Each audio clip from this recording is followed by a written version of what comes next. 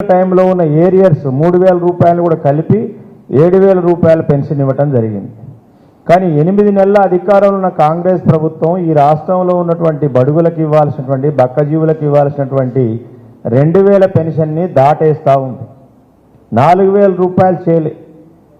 కేసీఆర్ గారు కుటుంబంలో ఉన్న ఒక పెద్దకి 2,000 రూపాయల నుంచి 4,000 చేస్తామంటే కాంగ్రెస్ పార్టీ మేనిఫెస్టోలో మేము 4,000 రూపాయలు ఇద్దరికి ఇస్తామని చెప్పింది. ఇద్దరికి ఇవ్వటం కాదు, ఒక్కళ్ళకు కూడా ఇవ్వలేని పరిస్థితి ఈరోజు కాంగ్రెస్ పార్టీ ఉంది. రైతులకు ఇచ్చేటువంటి రైతు బంధు కూడా మొత్తానికే ఎగనాం పెట్టేశారు. దానికి రకరకాల కొర్రీలు పెడుతున్నారు, రకరకాల వక్ర భాష్యాలు చెప్తున్నారు. కాంగ్రెస్ ప్రభుత్వం వచ్చిన తర్వాత రైతు బంధు వేసింది ఒక్కసారి, అది కూడా ఒక 4-5 నెలల కాలం తీసుకొని వేయటం జరిగింది. అది ఇంకా చాలామందికి రాలేదు. మొన్న జూన్లో రావాల్సిన రైతు బంధు కూడా వేయలేదు. ఏందయ్యా అంటే మేము 2 లక్షల రుణమాఫీ ఏకకాలంలో చేస్తామని చెప్పినారు. 2 లక్షల రుణమాఫీ ఎంతమందికి ఇచ్చారనేది ఇక్కడ పాత్రికేయ మిత్రులందరూ తెలుసు. ఎందుకంటే మీకు కూడా వ్యవసాయ భూములు ఉన్నాయి, మీరు కూడా లోన్లు తీసుకున్నారు మీ వ్యవసాయ పంటల కోసం. మేము చెప్పట్లే, ఈ రాష్ట్రంలో ఉన్నటువంటి అన్ని ప్రతిపక్షాలు చెప్తున్నాయి. పక్కనే ఉన్నటువంటి ఏదులాపురం పిఏసిఎస్సి ఖమ్మం జిల్లాలో పెద్ద పిఏసిఎస్సి ఇప్పటికీ 40% మందికి కూడా కనీసం రుణమాఫీ కాలేదు. ఇవాళ రేపు 2 లక్షల రుణమాఫీ. కాంగ్రెస్ పార్టీ మేనిఫెస్టో ఏం చెప్పింది? ఏకకాలంలో 2 లక్షల రుణమాఫీ చేస్తామని చెప్పడం జరిగింది. దానికి రకరకాల కొర్రీసు, 100 కొర్రీలు అన్నీ ఎగనాం పెట్టే కార్యక్రమే. దళిత బంధు పోయింది, బీసీ బంధు పోయింది, గొర్రెల పథకం పోయింది, అలాగే పెన్షన్స్ పోయినాయి, మహిళలకు ఇస్తామన్న 2,500 పోయినాయి, నిరుద్యోగులకు ఇస్తామన్న 4,000 రూపాయలు పోయింది. ఏది అన్నీ అటకెక్కిచ్చే కార్యక్రమం చేస్తున్నారు. బీఆర్ఎస్ ప్రభుత్వంలో నోటిఫికేషన్లు వేసి ఎగ్జామ్ పెట్టి ఇంటర్వ్యూలు పెట్టి ఆ రోజు ఎన్నికల కూడా అడ్డం ఉండటం వల్ల అపాయింట్మెంట్లు ఇవ్వకపోతే మేమే ఇచ్చినాం ఘనకార్యం అని చెప్పేసేసి 30,000 మందికి ఆ రోజు చేసిన రిక్రూట్మెంట్కి ఎల్బీ స్టేడియంలో హడావుడిగా నియామక పత్రాలు ఇచ్చారు. కానీ ఈ రోజుకు వాళ్ళకి కనీసం శాలరీస్ కూడా ఇవ్వని దుస్థితి కాంగ్రెస్ ప్రభుత్వంలో ఉంది. తెలంగాణ వచ్చిన 10 సంవత్సరాల తర్వాత ఉద్యోగులందరూ నిన్నే కలిసి ఒక జేఏసీ ఏర్పాటు చేసుకున్నారు. కాంగ్రెస్ పార్టీ మీద నమ్మకంతో ఉద్యోగులు చాలామంది కాంగ్రెస్కి మద్దతు ఇవ్వటం జరిగింది. కానీ వాళ్ళకి అర్థమైపోయింది కాంగ్రెస్ పార్టీ అంటే ఏంది అనేటువంటిది. అలాగే విద్యా సంస్థలు, కాంగ్రెస్ పార్టీ ఆ రోజు రాజశేఖర రెడ్డి గారు ప్రవేశపెట్టినటువంటి మన ఫీజు రీఎంబర్స్మెంట్ పథకాన్ని కేసీఆర్ గారు కొనసాగించారు. కానీ ఈరోజు ఆ ఫీజు రీఎంబర్స్మెంట్ కూడా ఇవ్వని పరిస్థితి.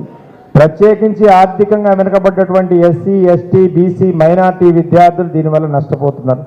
అనేక ప్రైవేటు విద్యా సంస్థలు, జీవనోపాధి కోసం నడుపుతున్న విద్యా సంస్థలు కూడా ఇలా మూతపడేటువంటి పరిస్థితికి ఏర్పడ్డది. కాంగ్రెస్ పార్టీ 8 నెలల పరిపాలనలో ఈ విధంగా ఉంది. అనేక విషయాలు మేము బీఆర్ఎస్ ప్రభుత్వం చేసిన విషయాలు మేమే చేసినామని చెప్పుకునే దుస్థితి కాంగ్రెస్ పార్టీ. ప్రత్యేకించి నీటిపారుదల రంగంలో కాంగ్రెస్ పార్టీ బీఆర్ఎస్ మీద ఒక దుమ్మెత్తి పోసేటువంటి కార్యక్రమాన్ని మొదటి నుంచి మొదలుపెట్టారు. 90,000 కోట్లతో కట్టినటువంటి కాళేశ్వరం ప్రాజెక్టులు 1,00,000 కోట్ల కుంభకోణం జరిగిందని ఆరోపణ మొదలుపెట్టారు. కాళేశ్వరంలో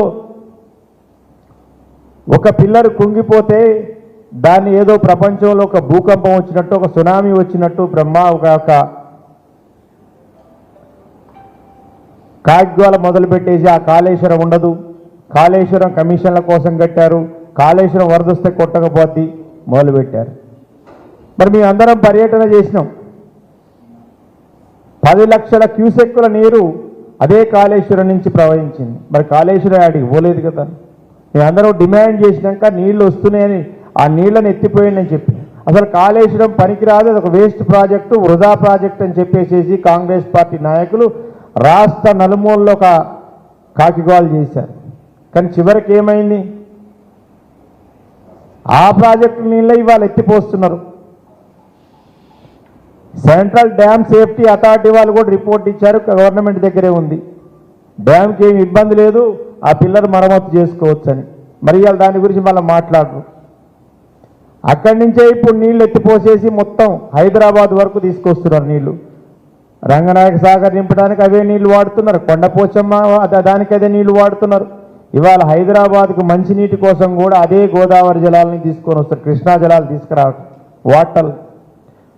ముఖ్యమంత్రి గారు స్వయంగా తమ మానసపుత్రిగా అనుకునే మూసీ ప్రక్షాళన కార్యక్రమానికి కూడా అదే గోదావరి జలాలు వాడుతుంది కాంగ్రెస్ పార్టీ.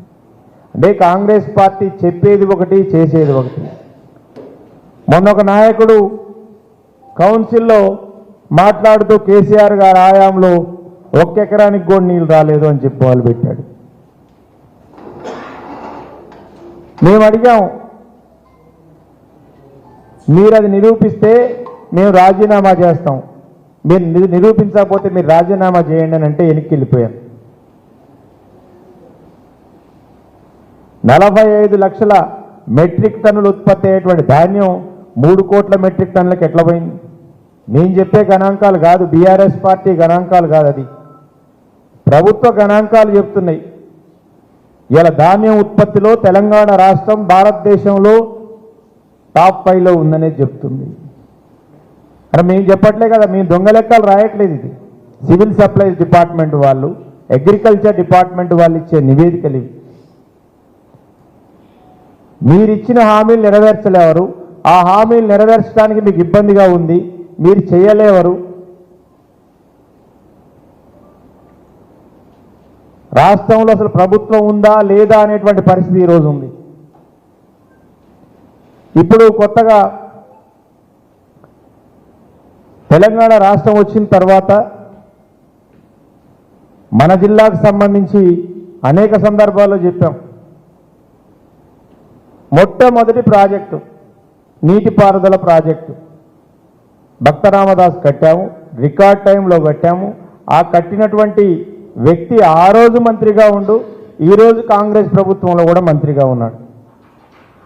ఆ రోజు కాంగ్రెస్ పార్టీ నాయకులు వారు మంత్రిగా ఉన్నప్పుడు అనేక ప్రెస్ మీట్లు పెట్టి చెప్పారు భక్తరామదాసులో అవినీతి జరిగిందని. మరి కట్టినటువంటి ఆనాటి మంత్రిగా ఉన్న వ్యక్తి ఈరోజు కూడా మంత్రిగానే ఉన్నాడు. మేము ఆయన్నేం వ్యక్తిగతంగా దూషించట్లే. 70,000 ఎకరాలని పాలేరు నియోజకవర్గంలో స్థిరీకరణ జరిగిందా జరగలేదా ఆ వ్యక్తే చెప్పాలి, ఆ మంత్రి గారే చెప్పాలి. పాలేరు ప్రజల ముఖంలో ఆనందం చూడాలి, అదే నా కలని ఆ మంత్రి గారు ఆ రోజు చెప్పడం జరిగింది. రికార్డ్ టైంలో కూడా పూర్తి చేయడం జరిగింది. అంటే బీఆర్ఎస్ చేసిందా, గతంలో ఉన్న కాంగ్రెస్ ప్రభుత్వం తెలుగుదేశం ప్రభుత్వం చేసిందా? అదే మంత్రి గారు తెలుగుదేశంలో 4 సార్లు మంత్రిగా ఉన్నారు. ఇప్పుడున్న డిప్యూటీ ముఖ్యమంత్రి గారు కూడా ఆ రోజు కేబినెట్ హోదాలో ఉన్నారు. మరి మీ పార్టీలు ఎందుకు చేయలే? పాలేరులో హైయెస్ట్ గెలిచినటువంటి పార్టీ కాంగ్రెస్ పార్టీ. ఎక్కువ సార్లు ఎమ్మెల్యేలు గెలిచి మీ దగ్గర మంత్రులు అయిన వాళ్ళు ఉన్నారు, అక్కడి నుంచి గెలిచినటువంటి వాళ్ళు. సంబాని చంద్రశేఖర్ గారు మంత్రిగా ప్రాతినిధ్యం వహించారు రాష్ట్ర కేబినెట్లో పాలేరు నుంచి. రామరెడ్డి వెంకటరెడ్డి గారు అక్కడి నుంచే వారి కేబినెట్లో ప్రాతినిధ్యం వహించారు. మరి భక్తరామదాస్ ప్రాజెక్ట్ ఎందుకు కట్టలేకపోయారు? ఎందుకు పాలేరు బిడ్డలకు నీళ్లు ఇవ్వలేకపోయారు? అంటే బీఆర్ఎస్ గొప్పతనం కాదా, కేసీఆర్ గారు గొప్పతనం కాదా నేను అడుగుతున్నా. ఇవాళ పాలేరు బిడ్డలు వాళ్ళ పొలాలకు నీళ్లు వస్తున్నాయన్నా, వాళ్ళ గ్రామాలకు మంచినీళ్ళు వస్తున్నాయన్నా కేసీఆర్ గారి యొక్క చేసిన గొప్ప ఆలోచన వల్ల వస్తుంది. దీన్ని కూడా ఆనాటి మంత్రిగా ఉన్న వ్యక్తి ఈరోజు మంత్రిగా కేబినెట్లో ఉన్న తుమ్మల నాగేశ్వరరావు గారు ఒప్పుకోవాలి బహిరంగంగా.